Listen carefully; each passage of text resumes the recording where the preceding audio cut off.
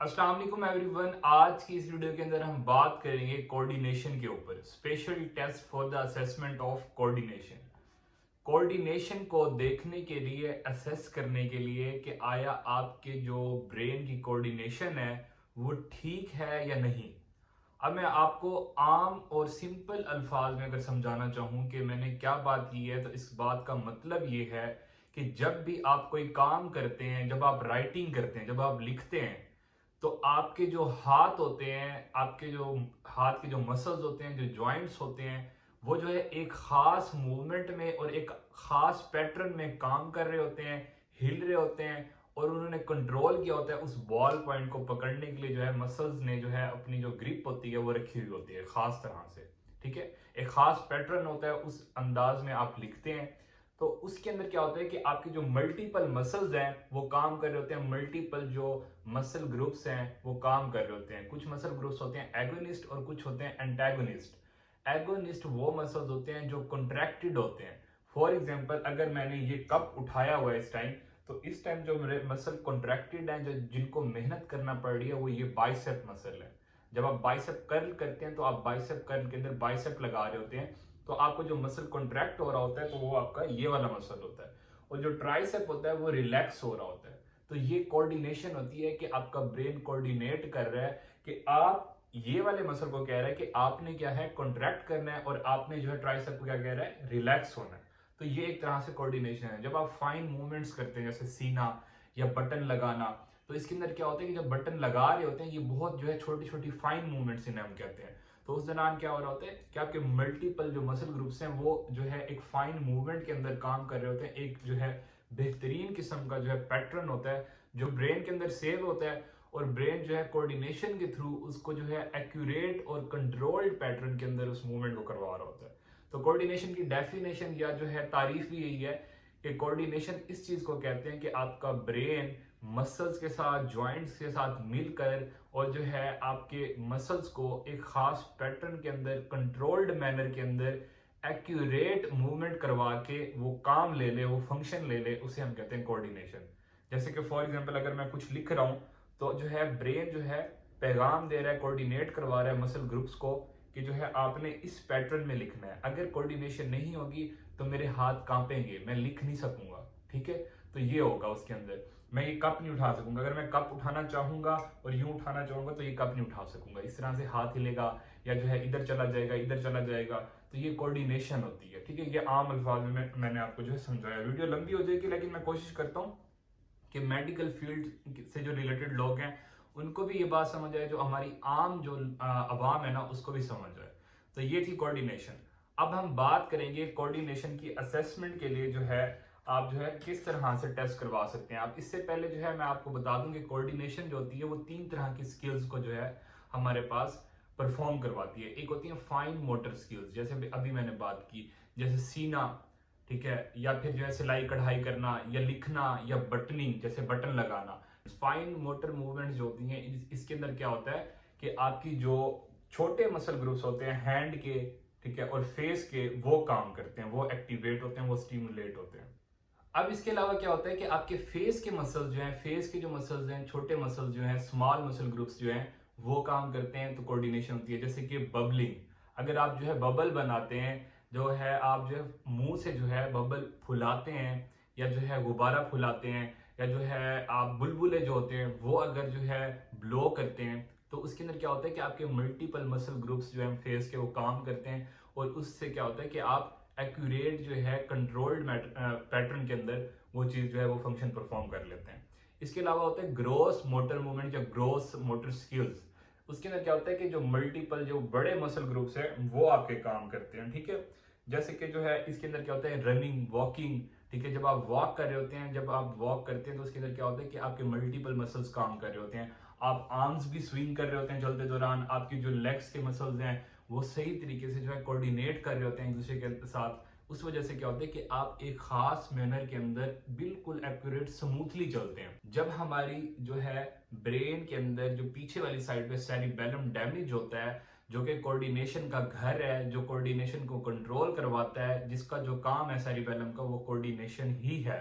ठीक है, ये एक पत्ते नुमा, लीफ नुमा जो है एक स्ट्रक्चर होता है ब्रेन की पीछे वाली साइड पे, तो ये कोऑर्डिनेशन करवा रहा होता है। तो जब ये डैमेज होता है तो उसकी वजह से क्या होता है, कोऑर्डिनेशन डिस्टर्ब होती है।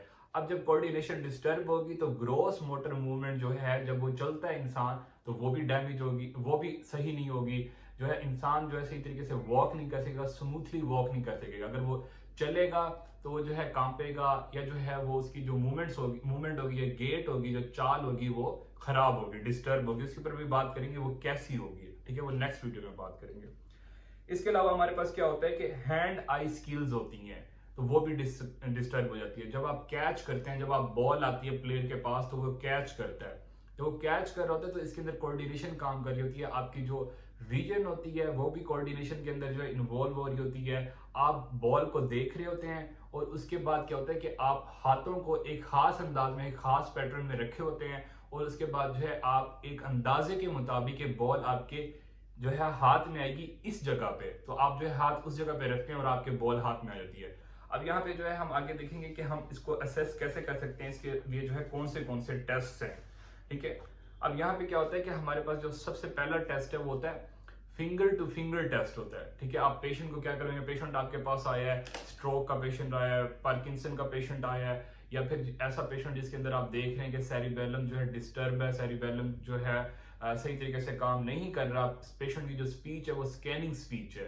तो यहाँ पे क्या होता है कि पेशेंट जो होता है डाउटफुल हो जाता है कि इसका सेरिबेलम डैमेज है। अब यहाँ पे हमारे पास जो सबसे पहले टेस्ट आते हैं वो आते हैं अपर लिम्स के लिए। अपर लिम्स के बाद हम लोअर लिम्स के भी करवाते हैं। अब यहाँ पे पहले अपर लिम्स से करवाएंगे। अपर लिम्स के लिए जो होते हैं टेस्ट, वो होता है हमारे पास जो सबसे ज्यादा टेस्ट करवाया जाता है वो होता है फिंगर टू फिंगर टेस्ट।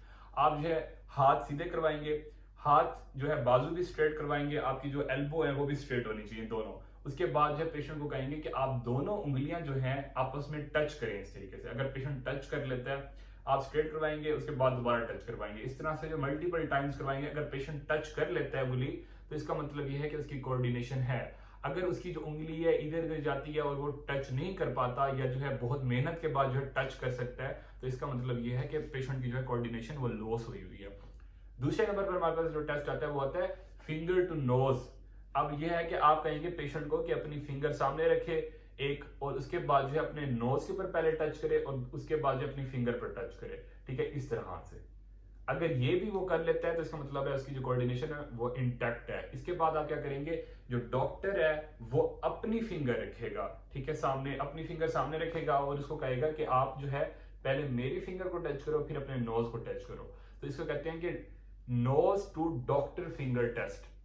अब यहाँ पे हम सबसे पहले करेंगे फिंगर टू नोज टेस्ट। अब आपके पास जब भी पेशेंट आता है तो आपने सबसे पहले उसको एजुकेट करना है कि आप जो है किस तरह से उसको कह रहे हैं, ये पैटर्न जो है मूवमेंट का वो किस तरह से करे। अब यहाँ पे इस चीज को शुरू करने से पहले जो है मैं आप लोगों को बताऊंगा कि हमारे पास जो आपका कोऑर्डिनेशन सिस्टम होता है वो तीन चीजों के ऊपर मुश्तमिल कर रहा होता है, ठीक है। आपकी जो फाइन मूवमेंट होती है वो तीन चीजों के ऊपर आ रही होती है। एक आपकी विजन कंट्रोल कर रही होती है, क्योंकि आप देख रहे होते हैं, तो आप जो है कंट्रोल्ड पैटर्न में आप फाइन जो है एक्यूरेटली मूव करवाते हैं अपने हैंड को, या अपनी जो उस मसल ग्रुप को है यूज करके अपनी जो एक्सट्रीमिटी है उसको, अपर या लोअर एक्सट्रीमिटी को।